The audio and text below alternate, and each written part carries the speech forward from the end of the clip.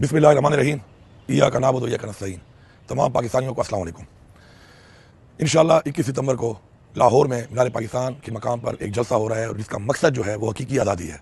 ہمارے آبا و اجداد نے اپنی جانی اور مالی قربانیاں دے کے پاکستان حاصل کیا اور آج وہ وقت آ گیا ہے کہ ہم مافیا سے، ان کرپٹ ٹولوں سے اور ان مینڈیٹ چوروں سے اپنی حقیقی آزادی لیں، اور اس کے لیے آپ سب نے نکلنا ہے۔